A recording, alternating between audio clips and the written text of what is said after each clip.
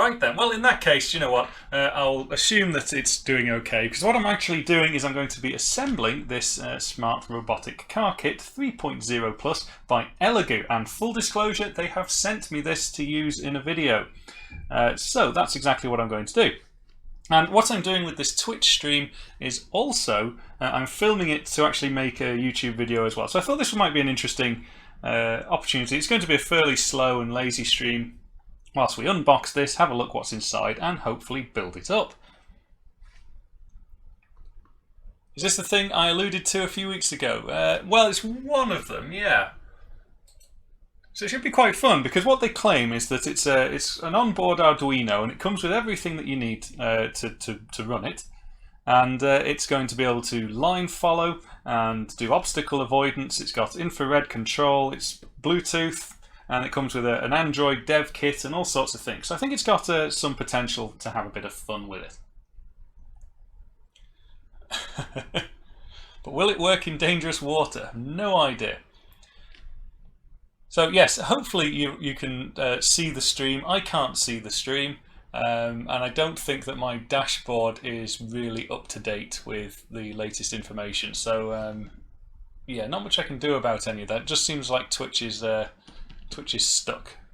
Well, that's good. Thank you, Tutor. So let's get on with this. So it comes in a very nice box. The box is it's very tight. It feels like a high quality box. And if you didn't know, Elegoo I've got to look at where my cameras are now. There we go. Elegoo, no, that one, that finger. That's the one I want to use. Elegoo make. Well, they're basically an Amazon shop, and they sell sort of Arduino kits and STEM kits for people to get into computing. Right, so let's have a look inside. Oh, we get an assembly tutorial. I'll tilt that round there so we can see what's going on. We get an assembly tutorial. Smart Robot Car Kit 3, we'll have a look at that in a minute. And we get some nice boxes, so I'll take these boxes out. And we can get rid of the big cumbersome box.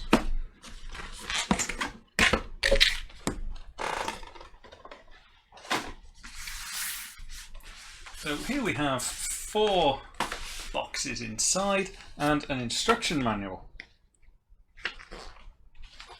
It says, thank you for your support and purchasing Elegoo products.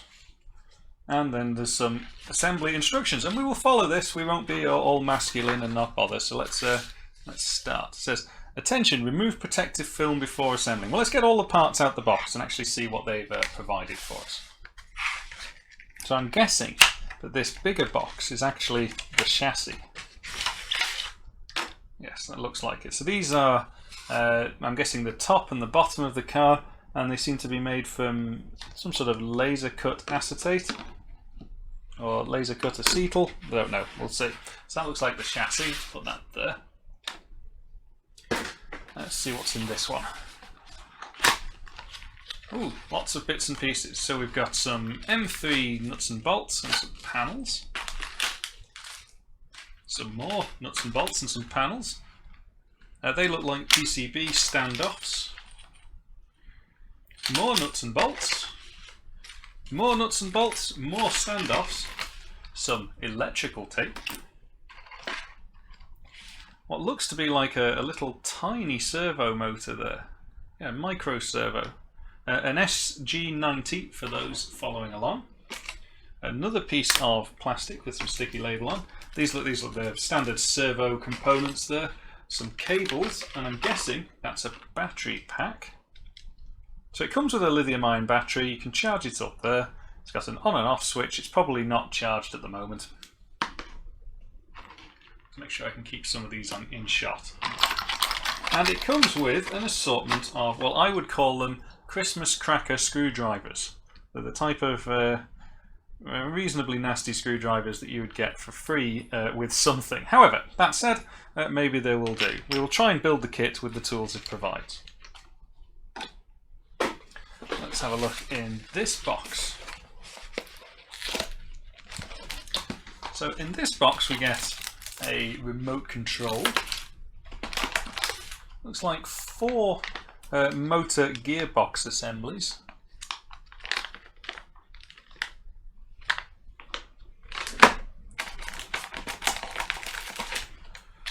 couple of USB cables. I'm guessing the important bits for a car is the wheels. And they feel rubbery, they don't feel like a shiny plastic, that's probably a good thing.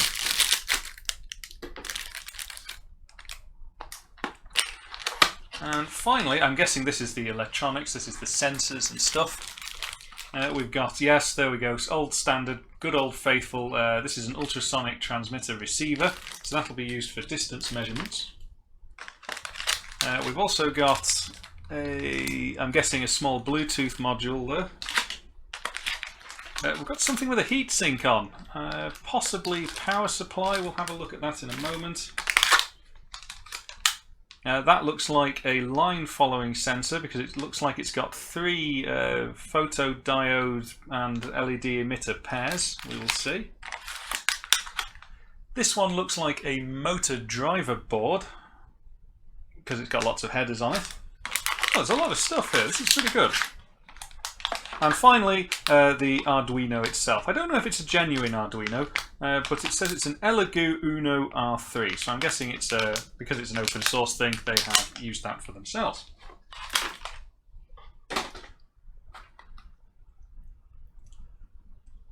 So I'm just looking at some of the chats now. One of the things I know people are joining now, maybe there's some problems with Twitch, so I can't actually see all of the stream. The other thing is, full disclosure, I was sent this to use in a video, and that's what this stream is in preparation for, to answer the question about the camera angle. The reason being is I've actually got another camera filming it for the video, so maybe I can alter that one a little bit. There we go. I don't want it to interfere, so what I'm looking at is actually what will feature in the video. Right, so that's a lot of stuff. Yeah, it's not bad, and I think it retails for about £70. But they're going to provide a little discount code to go along with the video. Right, so it says the first thing we've got to do is peel off all of the sticky back labels on these things, and I often think that that's probably one of the things you want to do once you've made sure it all works. But hey, let's do it. Is this going to be one of those oddly satisfying moments? I've not got any fingernails. Now it's getting a bit gloomy outside, so maybe it'll get darker.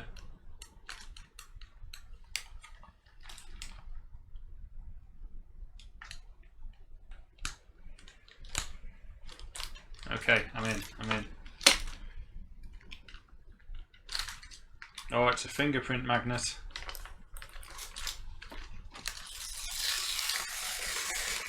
Well, we didn't do it all in one go. It's a fail.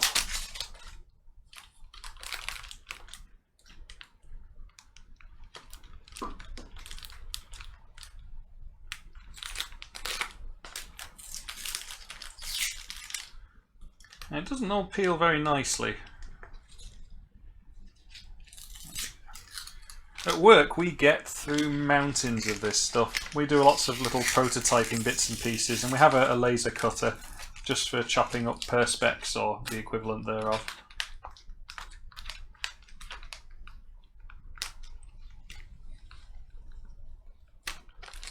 Right, you know what, I'm going to start putting the junk somewhere else. So, yes, it's black and shiny.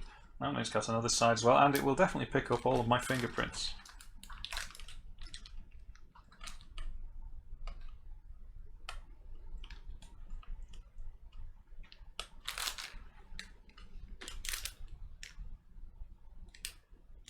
Yeah, I'll try and alter that camera a little bit just so it's... There we go.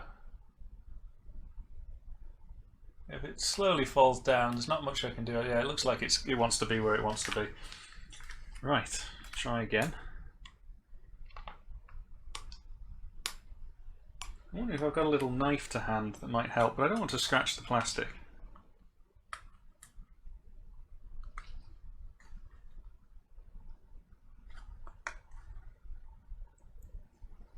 Right, let's try a bit harder with this one.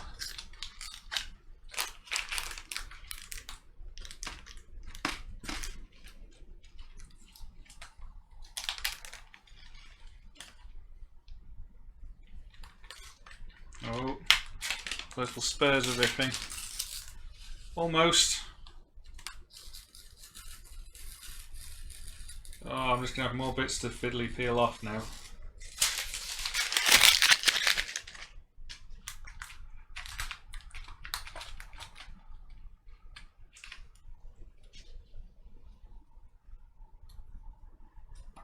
Let's take a moment to appreciate fingernails.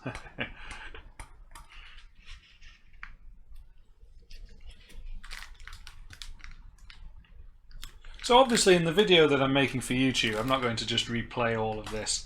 I'm probably speed through it at some pace, just to show it being built up. And what we probably won't get around to on this stream is actually programming it today. But I thought it might be fun to just have a bit of a chat and build it up. Right, that's one of them done, so I'm going to put that there. Oh, all that to do again now. Maybe I'm going to be, because I've practiced, maybe I'm going to be better at it.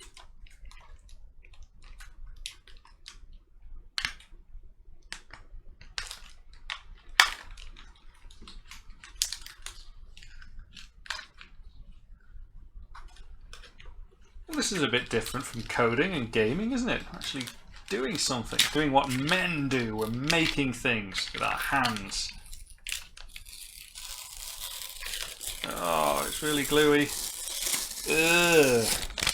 That one didn't work.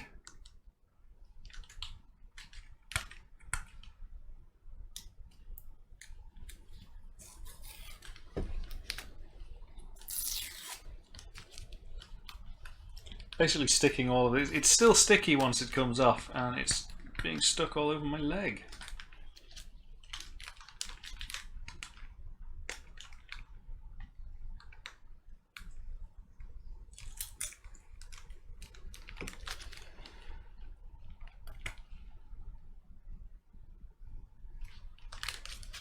It's pretty good stuff, actually. Let's just have a quick look. It is, for those that are interested in such things, it's actually,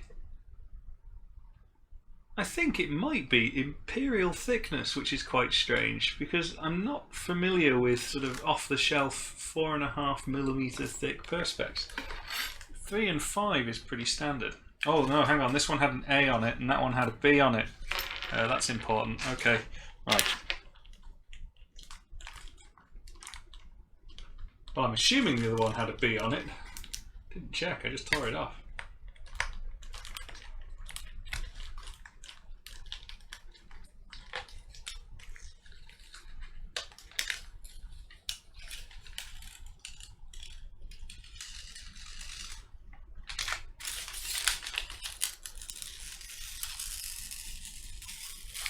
Yeah, I don't remember the other side having a label on. Anyway, they've got differing holes on, so I'm sure we'll be able to work it out. What's the worst that can happen? This is why I don't live stream these things on YouTube. Right, we're almost done with the chassis, I think. I'm going to have to keep the desk organised, because actually quite a few parts here. Just getting all this off my leg. Right, so we've got the two chassis pieces there. That one looks like it holds one of those little servos, so we'll come back to those in a minute. There is another piece to peel, but I think we've done enough peeling immediately. Right, so what's the next instruction? It says it's just parts. Right, so we've got to assemble up some of the motor assemblies now. So I'm going to move all of the electronics out of the way whilst we focus on building up some of the mechanics. Let's take the wheels out the bag too.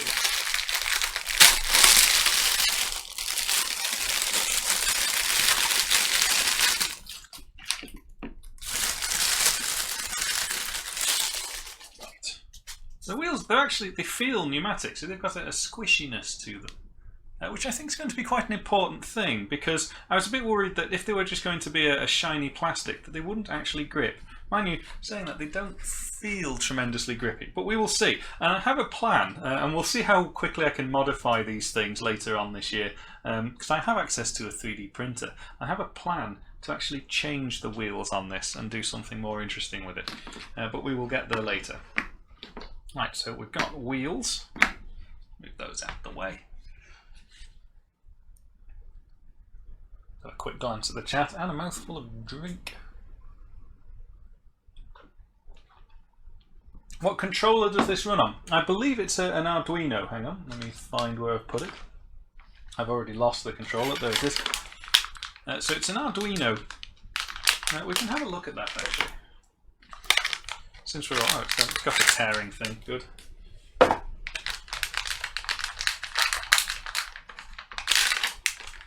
Black PCBs though, so a little bit difficult to see what's going on. It's an Uno R3, and I think it really is just is an Atmel chip, and what looks to be like a small USB driver, power regulator, power filtering. Not quite sure what that one is on the.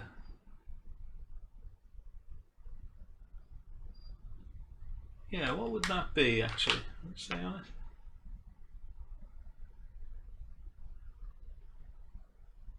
Oh, it's got a fuse as well. It's got a poly fuse on it, so that's useful.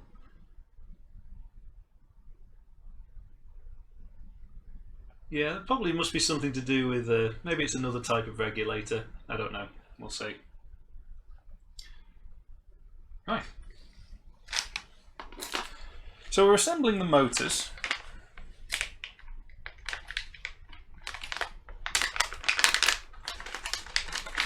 I presume they're all the same.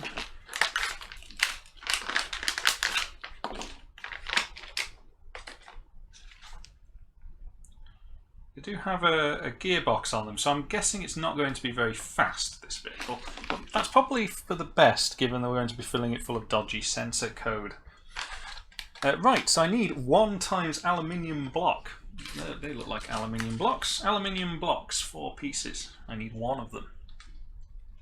And 2 M3 nuts and 2 M3 by 30 hexagon sockets. So bits everywhere. There we go. So aluminium block. It says take an aluminium block, and it looks like that fastens on to. I have to get the right side. So that's those screws are there. So it's that side. This has. Looks like it's got in this piece of extrusion here. It's got some tapped slots down one side, so it must be able to sort of stand it off. Okay. Well, it says I've got to. Screws through there and there. Now, the only thing it's not given me in the kit is a small spanner.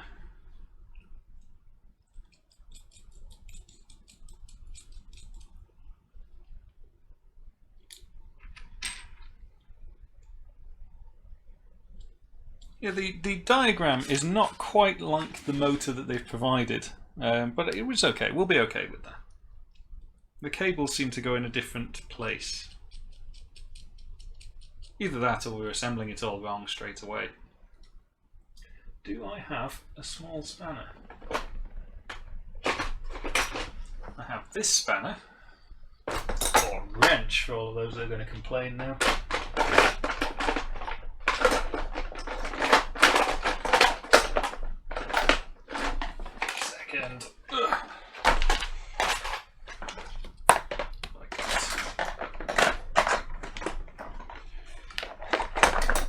I don't think I've got anything for M3. M3 is pretty small.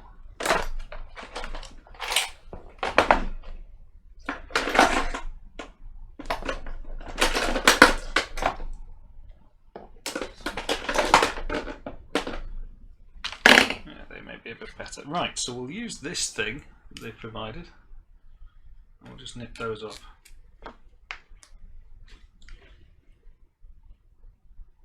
Remember, it's all only really plastic, the motor housing, so we don't want to over tighten anything. And we've got to be careful if any of the plastic is threaded too.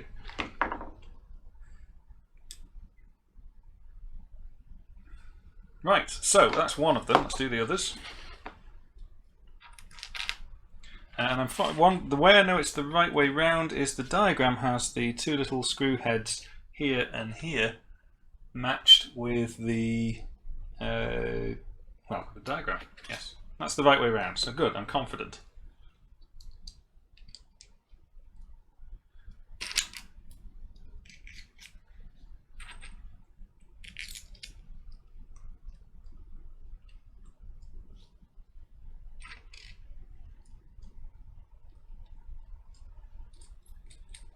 So what's everybody up to then?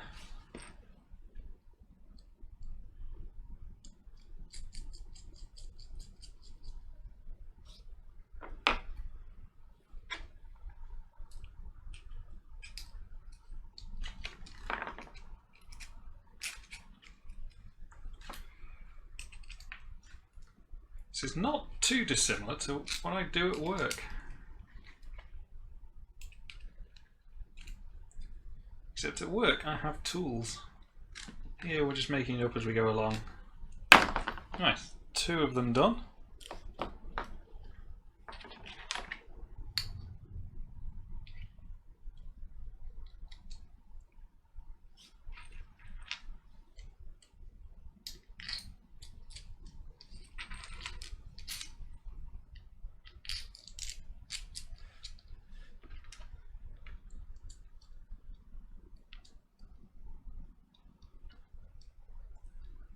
Just watching us build a car.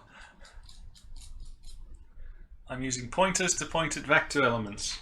Well, there are situations when that's allowed, but on the whole, yeah, you want to be careful doing that.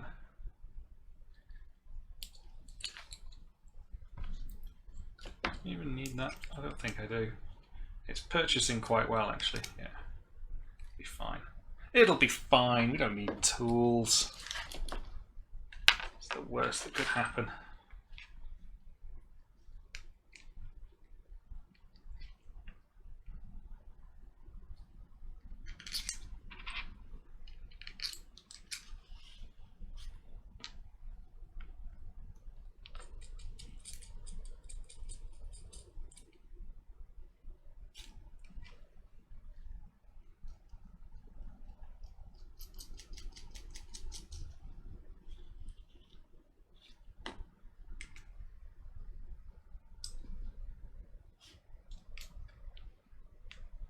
Right, 4 motors. It's the worst that can happen, please. My house is burning down. Right. It says now we've got to place 8 M3x10 hex socket screws, and we need 1 acrylic chassis, and it looks like it's the one full of holes, so I'm guessing it's that one. Now, are these actually symmetrical? You can keep hearing a bump and a thump. It's my elbow hitting the microphone. See, I've had these for about 6 seconds and they're already covered in dust. Oh yeah, you can see a reflection of all my camera system. Right, and it says from the back side of this we need to fasten the motors with, I'm guessing it's these little screws here. That would make sense given it was all for the motor. Now, which way round do I need to put these? So it's always axle going inwards. And yeah, they do seem to line up, so let's try that then. So they're going to go through there and connect with the there's sort of these tapped. It's a bit weird, really. I know it is sort of like item rail kind of thing, but it's sort of an extrusion with a tapped hole all the way through its length. Let's put one in. Ooh, grindy, yeah. As long as it just doesn't keep spinning indefinitely, we're all right. There we go.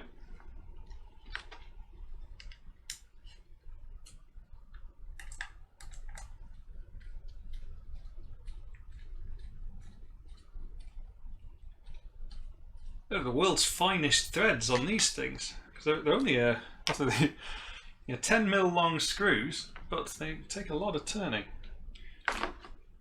Right, let's do another one. We'll do this side. So that's now this is interesting.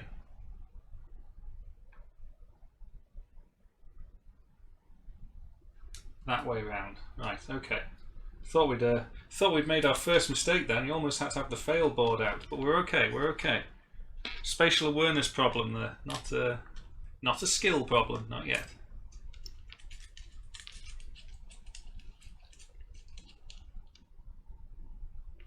So hello to those joining. Can't believe there's already 40 people that want to watch me build this car. Ah, good. We've got the fail points up and running. That's a good thing. Right.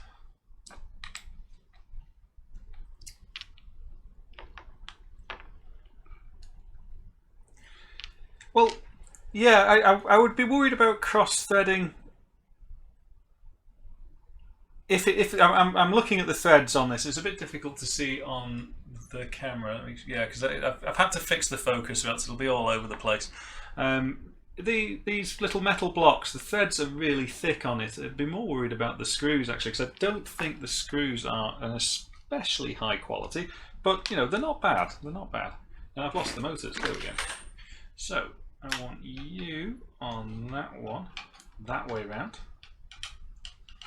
I like the fact that it's got 4 independent motor drives. Now that is going to be really, really interesting to work with. And I'm wondering why they've chosen to do that. Obviously there's a simplicity to it. The whole point of the kit is to educate children about electronics and robots and things, and that's a noble aim. But from a cost perspective, you think you'd just get away with basically 2 motors driving 2 wheels and have 1 passive dolly wheel at the back. Now the fact that it's 4 motors means I can do something pretty fun with it later on. And I'm not going to say what it is just yet, because I think it'll be a nice surprise. But we won't see that today, sadly.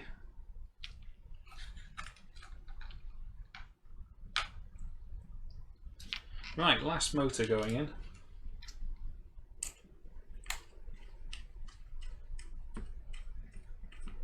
Well, I'm guessing because it's got 4 wheels, it doesn't have tank controls. Right? They must all be independently controllable. I mean, we'll find out. Potentially, it could be that the motor driver distribution board, or shield, I don't use Arduinos daily, so if I get the terminology wrong, I apologise. But it does look like there's some independent control over everything. Should we have a look at the motor driver board? Yeah, static discharges all over the place. Again, black PCBs. Now, what's going on here? Right, so this actually has a few things on it. I'll turn it round so you can see it. So this is the general I/O. I believe it's a shield. This is the general I/O. So we've got line tracking up here. Make sure you guys can see it and the camera can see it. Line tracking here. This one's for the servo. Now I'm guessing that servo is this little blue one, which is going to turn the ultrasound sensor around. It's got power, it's got control, it's got a UART for the Bluetooth. Now we've done we've done Bluetooth UART before. That's what we used for the robotic arm. So we've actually already got some code and a hardware interface that's compatible with the Pixel game engine to control this thing.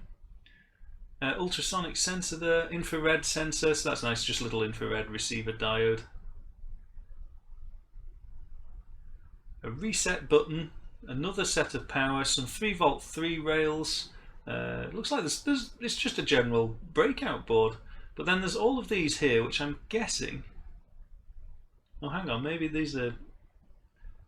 It's difficult to tell right now which ones of these will be driving the motors. Possibly this. But we'll see what the connection is later on. So these have 4 little connections of their own. Is there another board somewhere? Yes, okay, there we go. That's actually, that's an I/O board. This is the motor drive. Should have known. It's got the big heatsink on it. So this will have presumably something like an H bridge.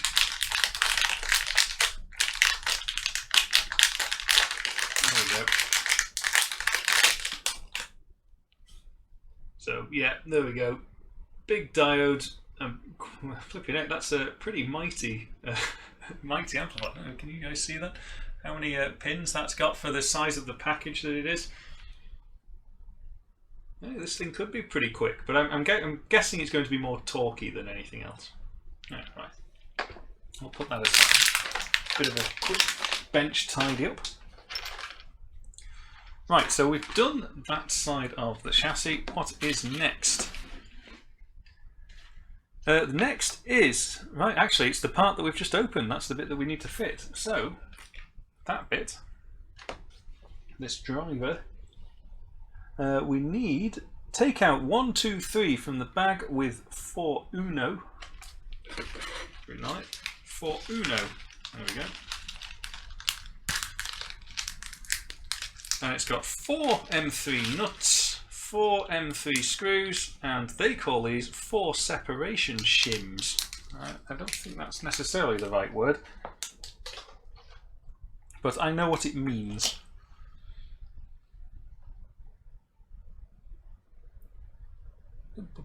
Just looking at the chat. Do barrel roll.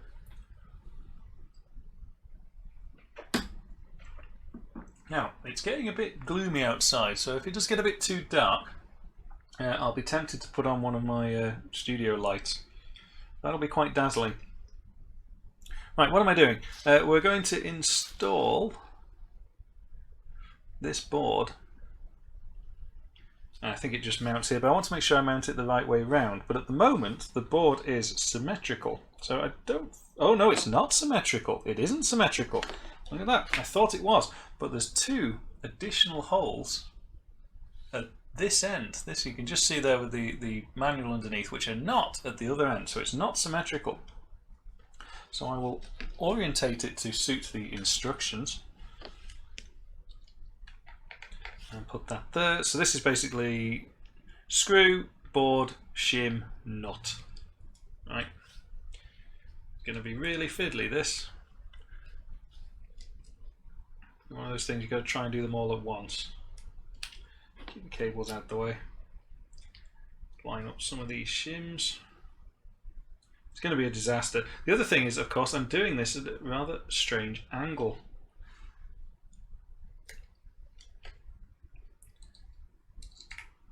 Alright, so that's 1 in. Ooh, the shims, are they sticky? This one's sticky. Come here, fiddly bit.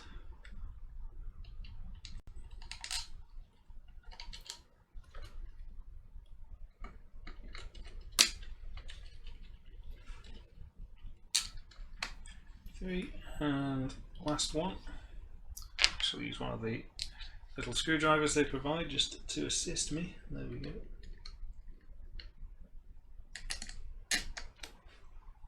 Right, and let's put some nuts on those. I'm not going to tip it upside down right now. Nope, almost did.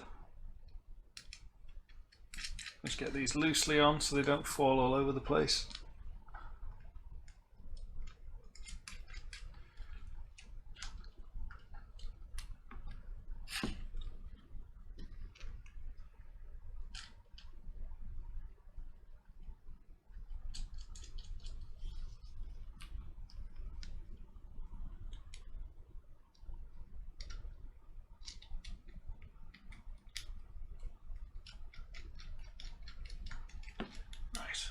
Give those a bit of a wee nip. I'll just use my fingers to keep things in place. Now at work, when we're doing stuff like this, we have a company policy that says all screws except those explicitly marked must be thread locked. That's because the last thing you want is your high power robot falling to bits as it's moving around.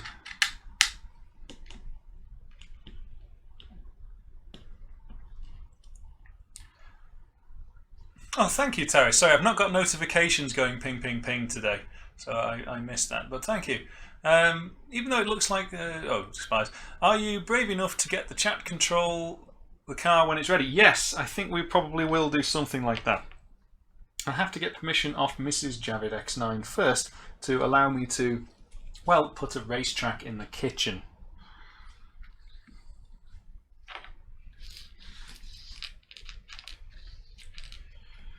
Right, and the wiring is as shown, and it just shows you a diagram of general stuff plugged in. So I'm going to take a guess that this one should go there, and this one should go here.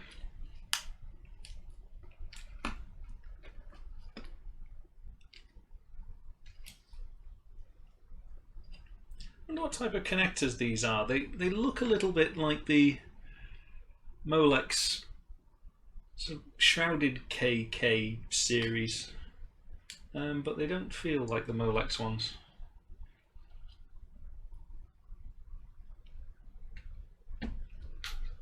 Okay, we have wires. Make sure everything's seated nicely. Good. Let's turn the page.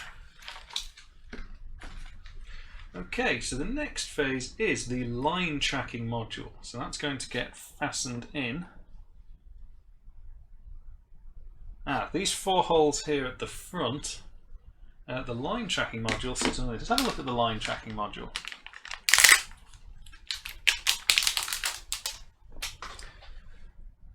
So this is the line tracking module. Again, on the stream it'll be a little bit blurry, but on my video recording it's fine. It's just 3 emitters and photodiode receivers. So basically it'll track a thick white line, and as it goes over this side, you know to steer the car back to the middle. So you want it to always be in the middle, and then if it goes too far this way, you steer the car the other way. So it's simple stuff, but it's actually really effective if you've got a good control algorithm with it too. Now, what is the chip on here? I should have bought a little magnifying glass.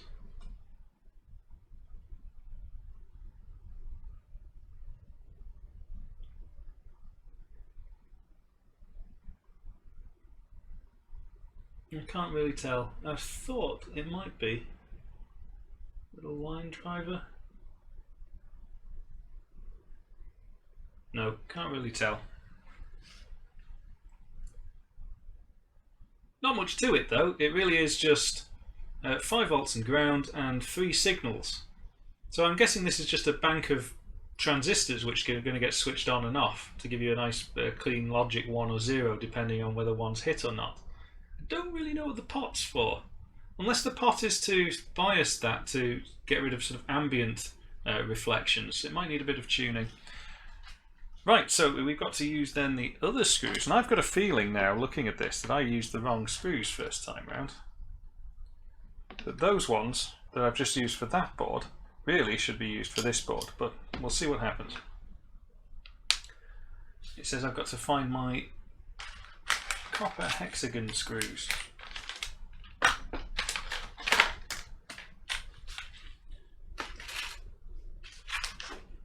4 line sensors, so I need these.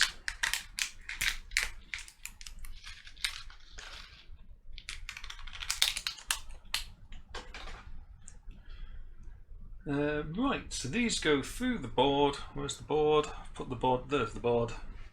These go through here, that way up. Looks like we're going to be mounting something else into this, and they have a nut of their own. Ah, yes, we may have to swap those screws over. That's frustrating if I have used the wrong ones. That'll be a point for the fail board. Else this is going to flap up and down. Let's just test the theory. I'll take one of these out.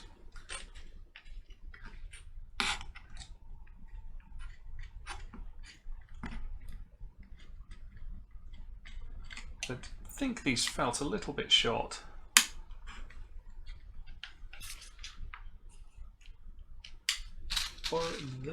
That's ultrasonic.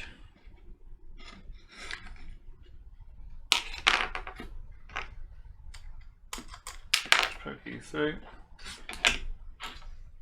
Well, they're actually all the same length. M3x7s it's saying I need. Not in that one, not in that one, not in those, not in that one.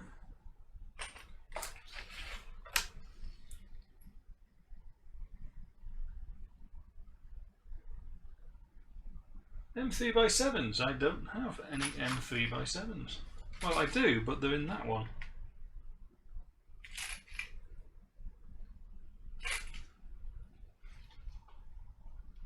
They're 7s.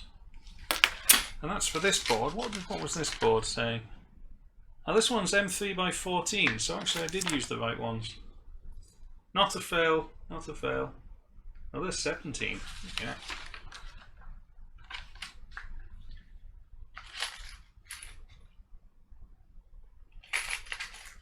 Not there.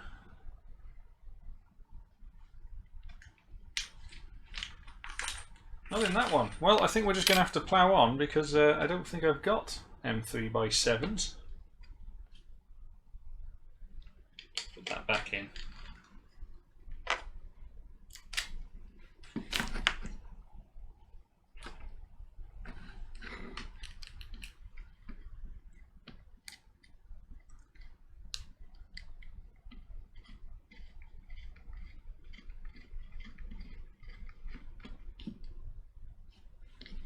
Yeah, the focus might be a bit off.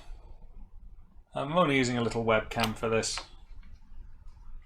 Well, we'll persevere, and then if necessary I can tighten all of these things up later. But in principle, what it's suggesting is we put these PCB standoffs on here. They sit in there. But then the short M3x7s, which are in this bag, well, they were 10s, weren't they? Yeah. Go through this. Ah, there's some little tiny ones here. Ah, they look like 7s. Yeah, 7s. Okay, good.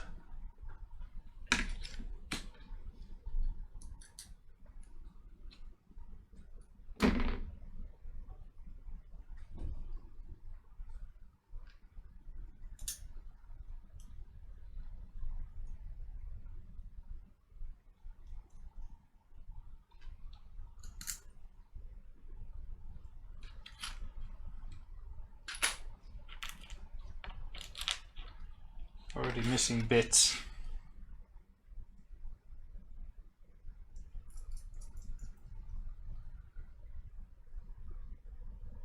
Right. So that's going to sit under there, like so.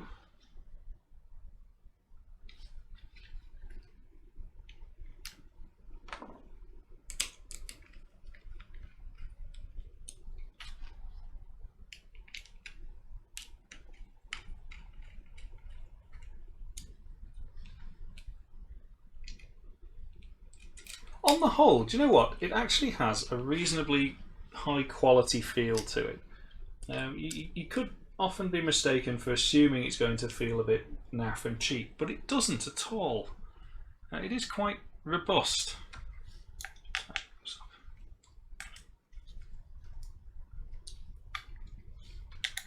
I didn't want to over tighten anything to begin with, so I've just been a bit relaxed. I'll nip these up.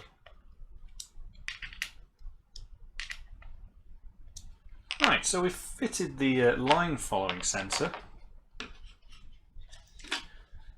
What is next? It says, please pay attention to the direction of the line tracking module when installing. I guess they want this to just sort of work out of the box, which is understandable given the target audience of it. Right, the next part is the other, let's move that one out of the way. We're moving on to the other part of the chassis. That way round. 3 M3x14. That's these. We've got those. I wonder if they're providing any spare nuts and bolts, because you always lose some under your cupboard. And I'm going to need the Bluetooth module, which I think is actually the Bluetooth module I bought for the robotic arm, because I think I bought that from Elegoo. The I/O expansion board, we're going to need you. And we're going to need the Arduino itself. Right.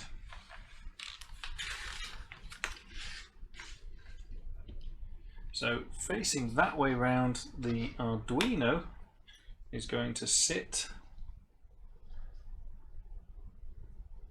oddly, in just 3 mounted holes.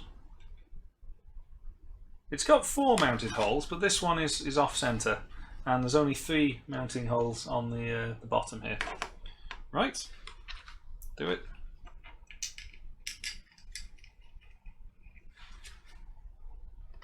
They seem quite long for this, but they're the screws it said I've got to use.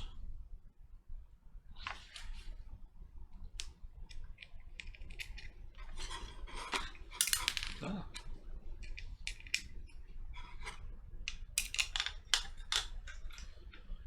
One.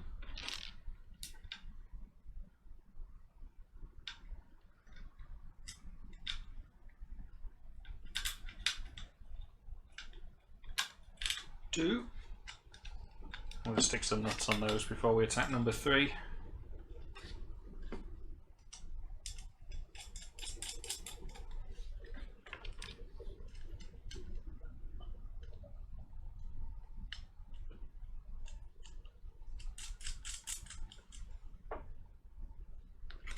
Yeah, well, I mean, I guess it's going to be reasonably rugged with just 3. But yeah, that was an opportunity. I mean, I don't see why they've not put a hole there. There could be one, but they haven't done it.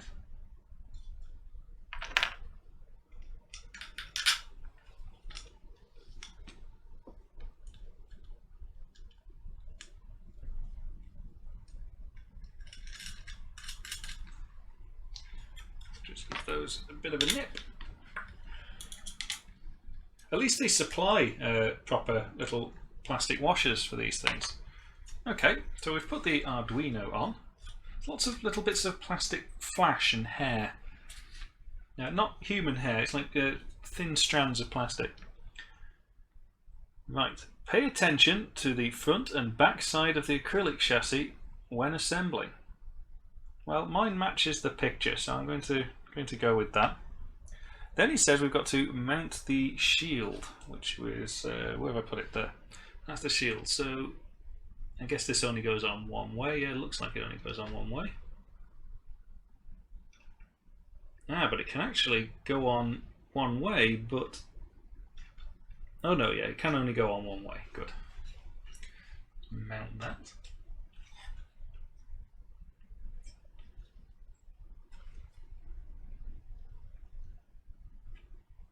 Looks like it's seated okay.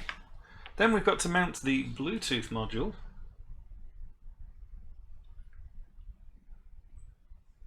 Which is there. Now on here, it doesn't look like on the diagram that it's going to hang over the edge, but it is.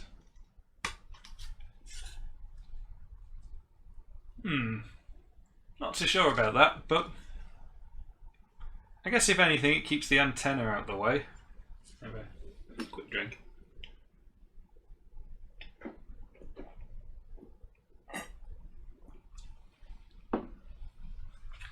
So we've installed its brains.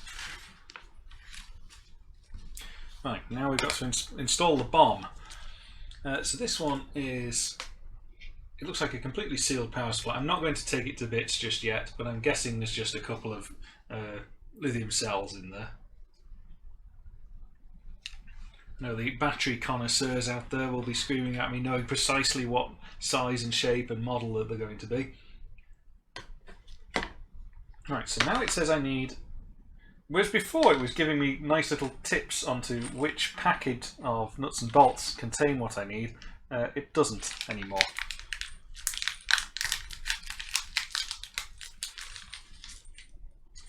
Now, it looks like we've got some interesting screws in this one, some nice big long ones with points on, so I'm guessing I'm going to be damaging some plastic at some point.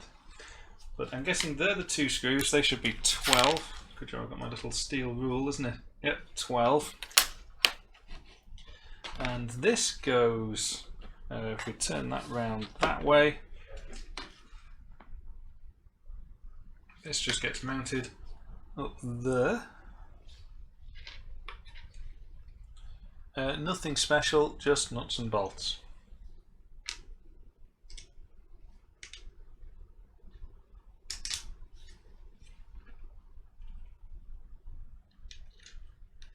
I feel like I'm really channeling my inner Big Clive today.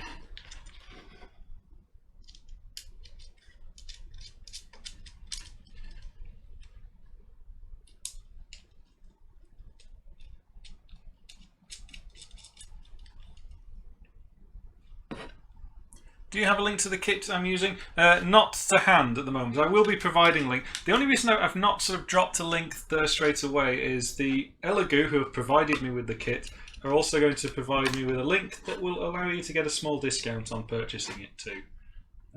So I'll wait until I give that link out, I think. But I mean, you can Google it on Amazon. It's the Elegoo Smart Robotic Car Kit. I know there's some people here who weren't at the start. There we go. So it's going to be really cute when it's finished.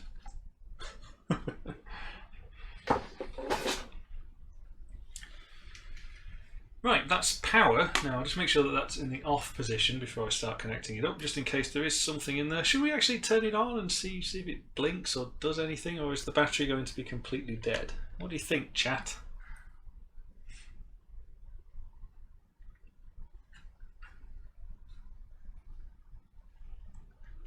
I think I might just try it, see if anything lights up. Oh, yep. So we've got power. It did light up. Yeah, I've bought from Elegoo quite a few times, just for hobby projects, stuff at home. The robotic arm, for example, bits of that were from Elegoo. The Bluetooth module was Elegoo. They just seem to be this ubiquitous home robotic fan supply store on Amazon. And on the whole, the quality of the stuff I've got from them, you know, it's not what I would buy in industry, but it's not bad. It's not bad at all. Right, we've done the power pack. Right, we're on to page 11. Ultrasonic Sensor. Let's move that out the way. Ultrasonic Sensor. So this is a little servo, so I'm guessing it's going to go zzz, zzz, zzz, zzz, zzz, to scan for things. Now that might be a really interesting thing to have if we wanted to look at, say, SLAM in the future or something like that. Right, so I now need 4 M1.6s. Right, we're getting very fiddly and small now. M1, wow, these are really small. My big clumsy fingers are going to be no good here. We need 4 of these nuts, 4 of these bolts, and the ultrasonic sensor module. Now, anybody that's ever played with home robotics will have seen one of these before. They're absolutely jelly bean in this sort of thing. And they're not bad. They're not super accurate, but they're fine for not bumping into your foot or something like that. And it's got you can see on here, one of these is labelled T and one of them is labelled R, and it goes ping with a very high frequency sound, and the high frequency sound will reflect off something and bounce it back into the other one, and it can measure the time between the sound going out and the sound coming back to give you an approximate distance, because sound through air travels at a reasonably known speed depending on the temperature. In many ways it's not dissimilar to what I actually do for a living. We do a lot of ultrasonic inspection, but we don't do it through air like this. We would actually apply the sensor to the surface of the thing we're inspecting and look for cracks, and we can actually build up high resolution imagery that way. It's exactly the same principle as a pregnant lady going for a scan, that they can image the child within, we can image sort of the structures of the metal. Anyway, getting distracted. Let's work with these really fiddly little nuts. Oh dear, these are going to go everywhere. Look at the size of these. M1.6, who decided that? Right. Ultrasonic sensor module, we have this. And it says, the instructions are getting less and less verbose as we go on. So this gets fitted onto this side. I'm guessing that way up, because it's the only way it will fit. And it's interesting, because they've put sort of M3 sized holes, or maybe M2 sized holes in the plastic here, but the PCB itself has little tiny holes, so I'm guessing that's why somebody's resorted to, we need little tiny screws. Right. Ugh, these are small. In fact, I'm going to put those through the PCB first, because I think they're going to need to be turned through the PCB. Right, gives me this little tiny screwdriver to do the job. There we go. a bit better.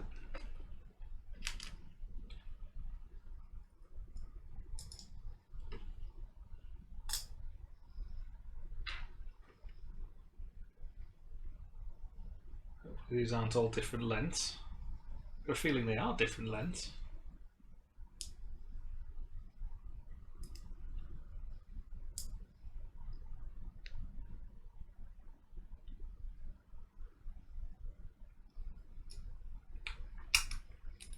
Oh, you've got some of these sensors, have you, Dragonite? Yeah, they're everywhere, these.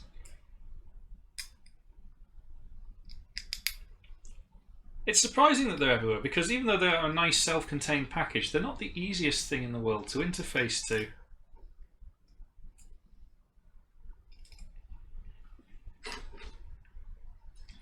And that goes on that way round.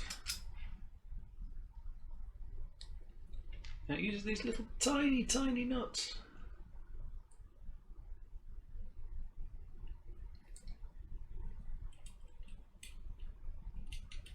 Ah.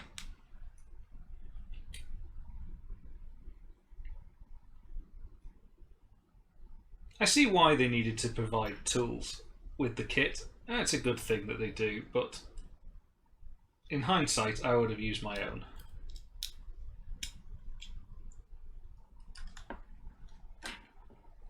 It's also interesting though, they haven't provided us with a spanner of any description though.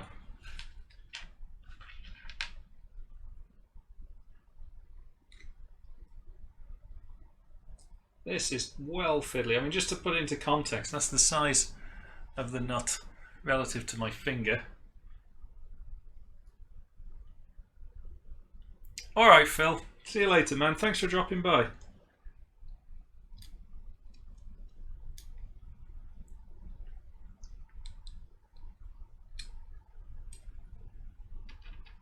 At least they've given us some spares of these little tiny screws as well, unless we're going to use them later on. They've actually provided 6. It looks like we only need 4, but hey, we'll see. We'll see what the rest of the kit has in store. Okay. Right, ultrasonic sensor complete. Ah, got to go back to doing some peeling now. Where was that bit? So the plan is this sits on that in there. Again with some tiny nuts and bolts. Let's peel this.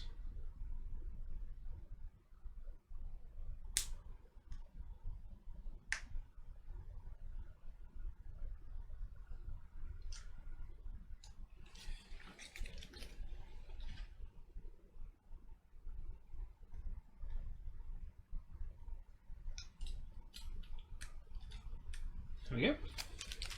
That one worked a lot better. M2 by 10.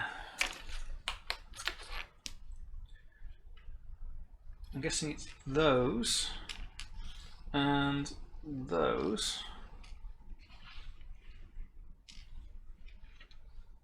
Do you know what's really cool about my build bench, by the way? Is underneath this build bench is all of my synthesizers. I have a 2-story bench, which I can just lift this one off, and I've got all my synths set up and wired in, so I don't have to unwire them every time.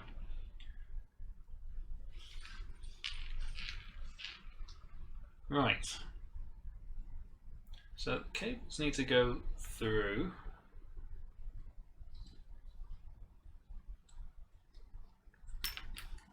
That sits in there, like so. That goes through there with a smaller nut. It's not as small as the others.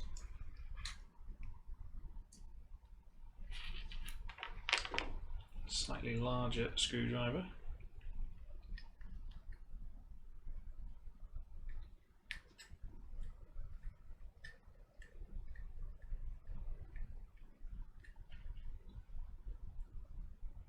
Oh, hang on, nope, that's a fail point. Doing that upside down. Yeah. It suggests actually the screws go through that side.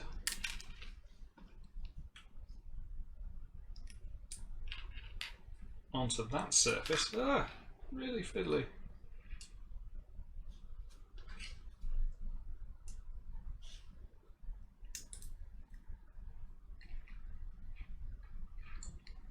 I'm guessing this is to keep, because the screws are very long, it's just to keep them out of the way.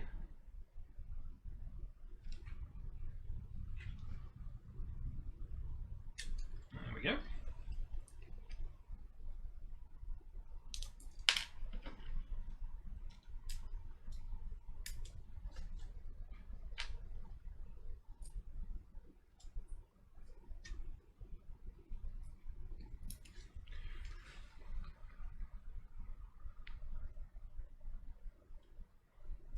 Because, you know, if you're going to design a proper workbench, you design it for the height you sit at, right? Not for anybody else. This is all custom built, right, for me to work at. So I can sit with my synths, and they're at a comfortable playing height, and my workbench is at a comfortable working height. Because there's nothing worse than working on stuff like this, and a bench that's just above your lap, because you're always bending over.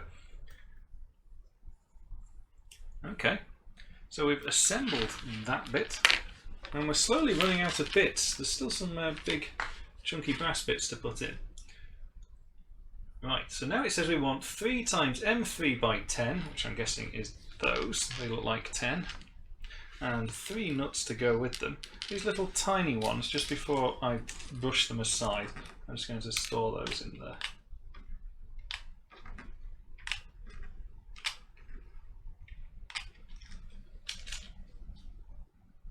And it says we need, it's this one.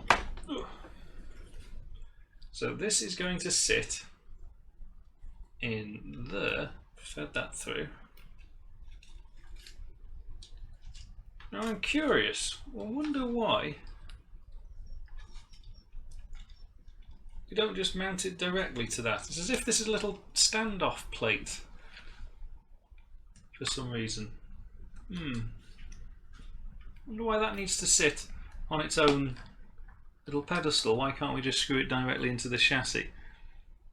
I guess it must be that the height of the servo sits too low underneath and perhaps grounds out.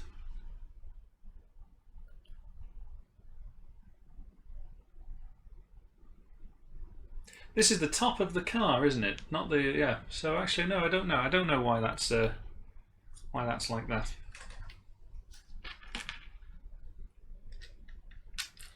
One, two. Let's just stick some nuts on those.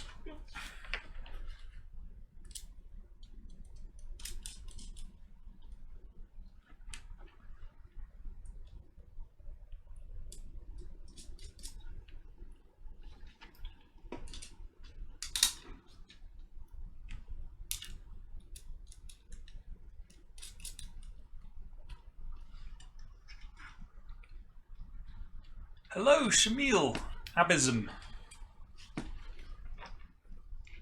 Oh, and thank you for the bits. Sorry if anybody's been doing anything that's made notifications appear, because I'm recording this for a future video. I've not got the sound on my speakers on, so it might I might have missed a few. I will check them out though after the stream.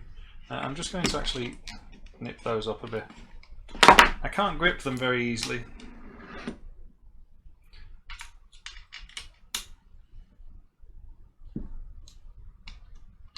One,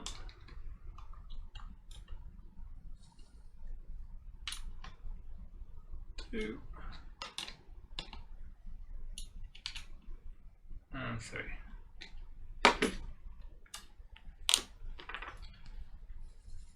Position his eyes at the front. Now it says we've then got to route the cable up and under. I guess we've got to get this the right way round. So I'm going to hope that ground is brown in this case. I think it was from the last time we did stuff like this. I don't think it provided me with any little cable ties to do a bit of wire management, but I'll look at that at the end. I've got a little bag of cable ties just in case. Now we need some cables. All right. Find a little bag of ready-made cables.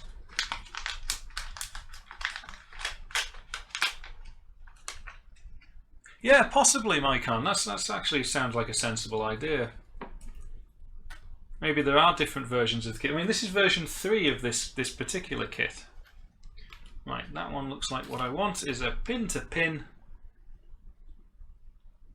thing. Actually, it looks too big. I want a 4-pole cable. There we go. That one's got 4.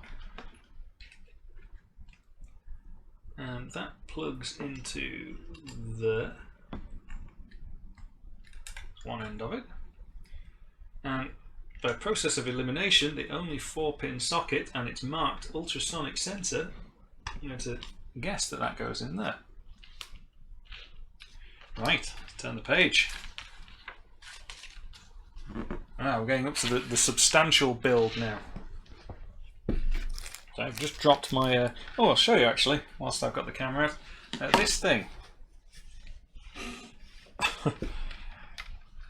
This is a little thing that Patreon bought me actually. It's my lav mic, or lavalier mic, which I've got clipped to my my shirt collar at the moment, and it's what I've been using a lot in more recent videos to do the 2 camera stuff, because my room is very reverby and I can't put foam up anywhere, because basically all of the hard surfaces are screens, and it would be no good to cover those in foam, so there's not much I can do about it. But I did find that having a small like a very local proximity lavalier microphone, and this is great. It fits my workflow perfectly. This is recording. It's battery powered, and I've only ever had the one battery in it since I got it. And it just records directly to WAV file, and it records 2 WAV files simultaneously. One of them is at the settings that I've picked, and the other one is set 6 decibels lower. In case my voice clips, I can then go back to the other one, which is recorded at slightly less gain. It's a really nice thing. It's got a 32 gig SD card in it, and it'll record for hours and hours and hours. And it suits my workflow very well, because I don't need to sync it with cameras and everything else. So yeah, recommend that. Right, now we're up to building the big stuff.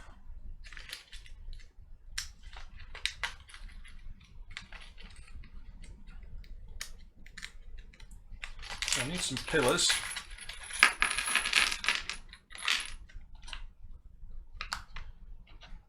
Now, where's the motor one? So the motor one, back side of the motor one, if we're just screwing pillars into these holes. Okay, that I think we can manage.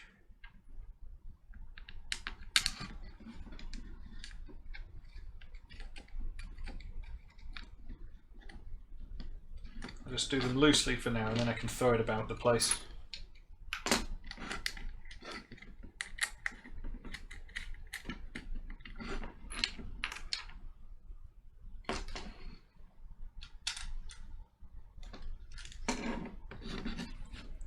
Well, the sound that you're hearing on the Twitch stream is actually my normal voiceover mic, but I've cranked the gain up. You can hear it's a bit reverby. I did a trial record of it earlier. It's only because I'm further away from it than I normally would be for voiceover. I didn't want the microphone constantly in the shot or bumping into my face whilst I'm doing this.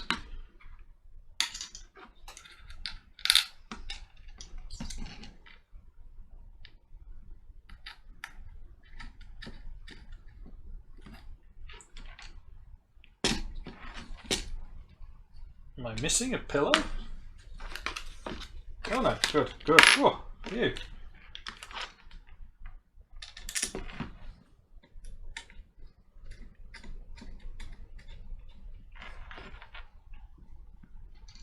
Right, let's tighten these up. And this is where, again, a little spanner would have come in handy.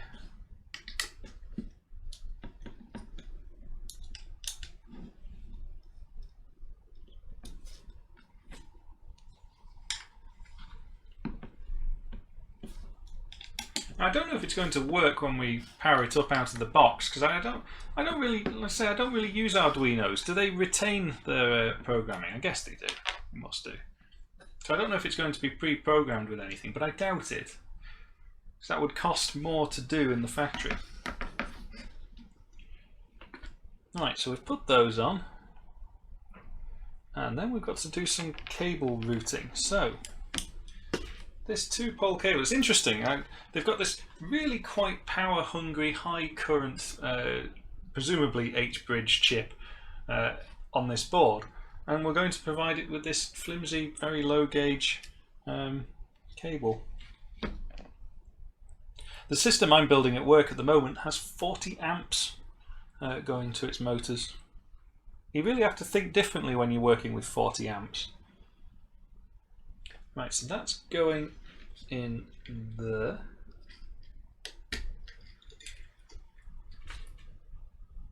And the other one.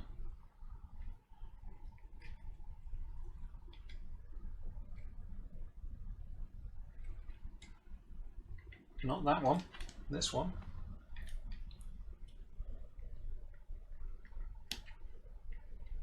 Ooh, feels a bit crunchy. Going in there. Now, relative to the sensor, that's the front.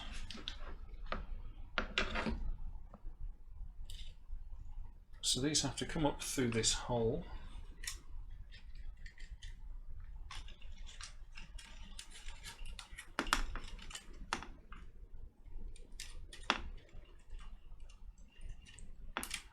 If you're recording sound effects for a game, you can actually get away with a lot, because most games, sound effects are played on top of a lot of other sound.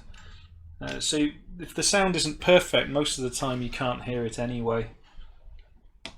So yeah, a little Tascam record. I like Tascam as a company. They make good audio gear, but they do some little handheld recorders. You don't necessarily need a lav mic setup like mine. But yeah, they're pretty good. And I used to, when I was with the band, we used a Tascam little room recorder, and that worked very well for us. Right, so I'll plug those in a minute. I'm just going to turn the page because I'm assuming at some point it's going to tell me to screw in.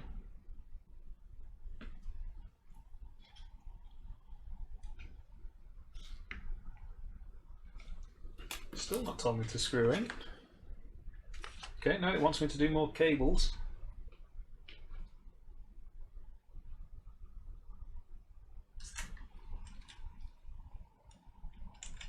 Ah, the line tracker. Yes. Right, the line tracker is this one, and that's... Ooh, there we go. Right.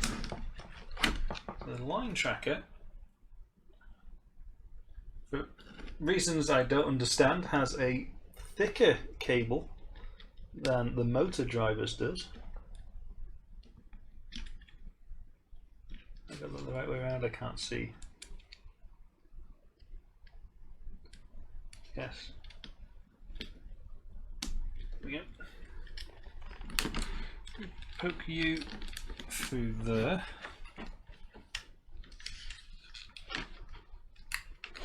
Try not to get a kink in it. And I'm guessing it has to pull pretty cleanly so it's not in the way of the wheels. There we go. I'll shove you through there too. We put all of our wires to the top. And I'm just going to screw this one down.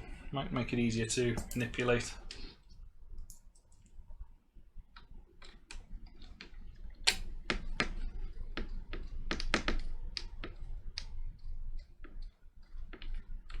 Would the mic on your mobile phone work? Yeah, probably. It depends what type of sound effects you're going for. If you want sort of explosion, I mean, I don't know where you're going to record an explosion, but if you have access to explosions to record, you probably do need something that's got a very high bandwidth, so you can capture all of the explosion. If you're going to capture sort of murdering death sounds and screams, and again, I don't know where you're going to get those from or how, then you probably would be okay with a phone.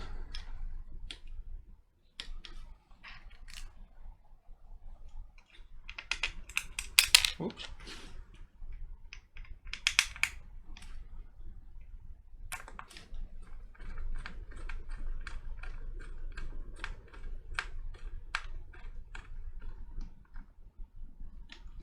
Yeah, those little hand recorders, you know what, they're so handy for so many things. It's just worth having one. I know they're not super cheap, but I've had two in my lifetime. And the only reason I've had two is because I dropped a guitar amp on one of them.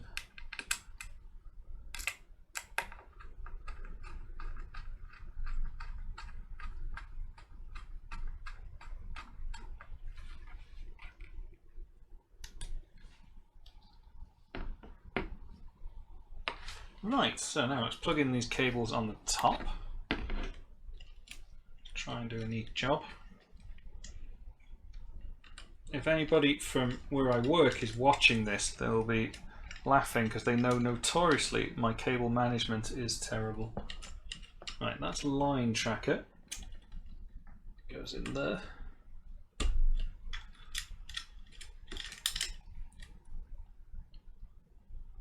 Power for the motors.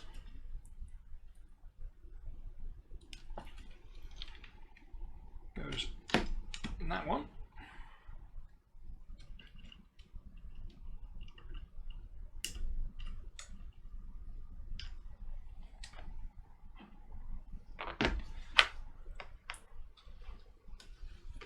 Okay, turn the page. There's not many bits left. Interesting that they've given us these servo parts. I'm guessing that's just because they come with the servo. Right, we've put those screws on already. Now we're on to the bit that we can damage things, because these look like self-tapping plastic screws. And it's these long ones. In fact, I've got a few spare bits, which I don't think is through negligence. I think they just provide you with a few spare bits.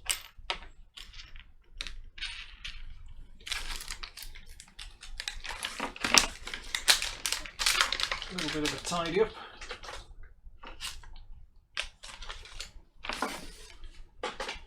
Right, got to put the wheels on. This is where it becomes no longer just a plastic mess of wire and PCB. It becomes a vehicle with character and life.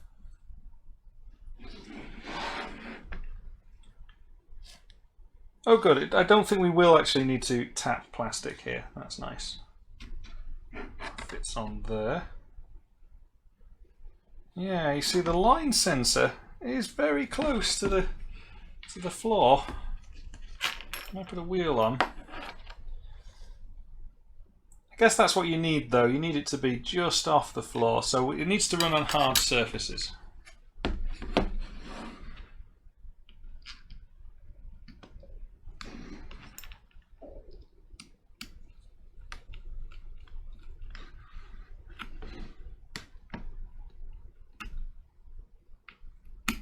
Ooh, feel crunchy, crunchy, tapping. Okay, there's a little bit of play on the motor gearbox there, but it feels okay. I don't think we'll be winning any precision racing events.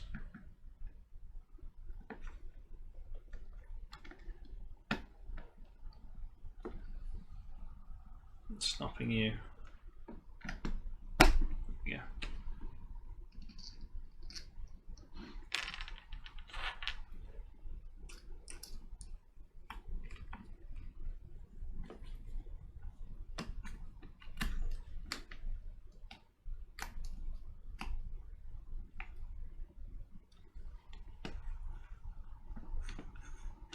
The gearboxes feel quite light, so I don't think it's not going to be pulling sort of combine harvesters or anything like that, this vehicle.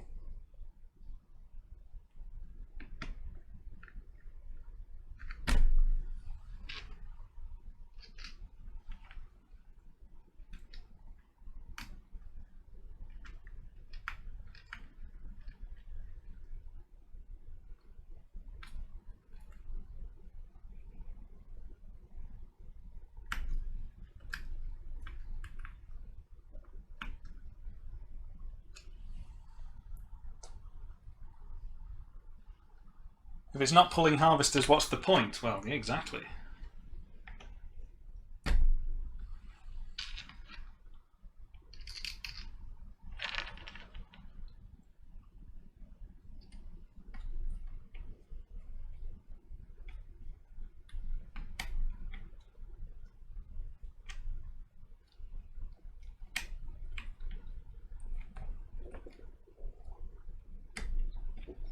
This screwdriver is awful.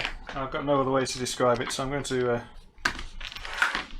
sort out my own.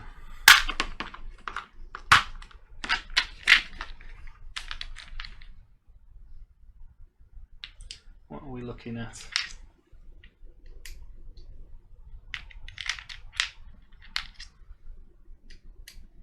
A bit better.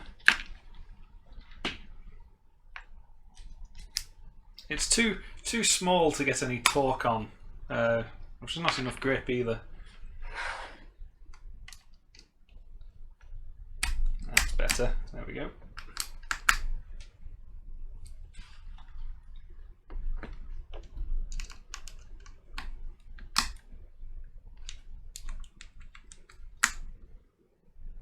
Nice.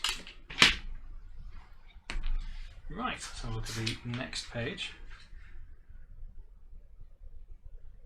Well, I think that's actually, we've built it. I don't think there's anything else left to build. Because it's now saying I have to go and download the programs that I need to go and put on it. Came with a little remote control. And I've no idea what will happen if we power it up and it's unprogrammed, presumably nothing. Oh, the servo twitched. See if it's self-centralizing.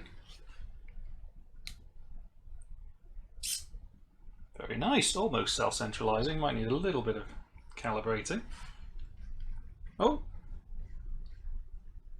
And it does want to do funny things as I push it around, but I'm not going to try and damage it just yet. And so there we go, that was a very fun build. What was that? It took about an hour and a half to build at a reasonably leisurely pace. It's nice and robust. And I like the fact that there's loads of extra headers and things on the top of it. We're going to have some fun with those for sure. And I probably will power it up later today. We will see. But I think that's quite a nice thing. At least it sits flat on the surface. It's reasonably grippy on my surface. It's not just sliding, it's trying to turn the wheels. Well, there we go, yeah. It's a nice size, it feels a good weight. It's got the ultrasonic distance sensor on the front, this line following sensor on the bottom, Bluetooth module, I/O expansion board, an Arduino, 4 motor drivers tucked away in the middle there, and an inbuilt battery pack. You know what? Not a bad thing at all. That's quite pleasing, and it'll be fun to program this to do some other stuff.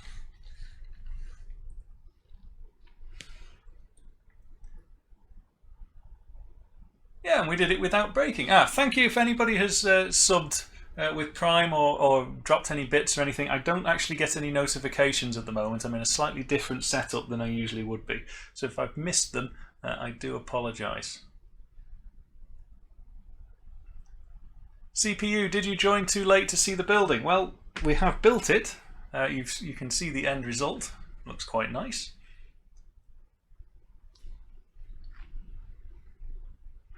And what I don't want to do at the moment, because I'm not immediately next to my computer, is the actual programming side. So I think that's probably that for now, but I quite like it. I think it's a nice size. And it doesn't feel cheap. You know, it's not flexing or bending. It's very, very rugged. I like it. Good stuff.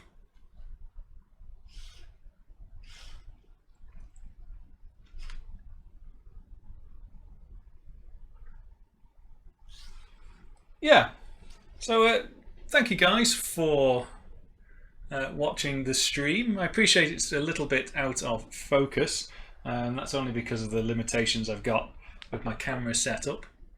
I think we'll have some fun programming that, and well, I'll probably post a little video of it moving about later on once I get it all set up. I need to, there's an app and things so I can control it with my phone and all that, so I need to set that up too.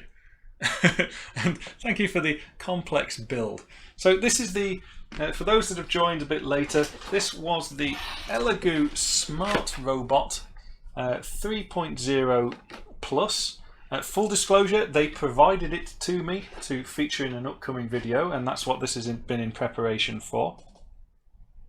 And it says on here, the Smart Robot Car is an educational kit based on the Arduino platform designed for 13-year-olds or above to learn programming, electronics, robotics, knowledge and get hands-on experiences. And that's exactly what we're all about in One Lone Coder land.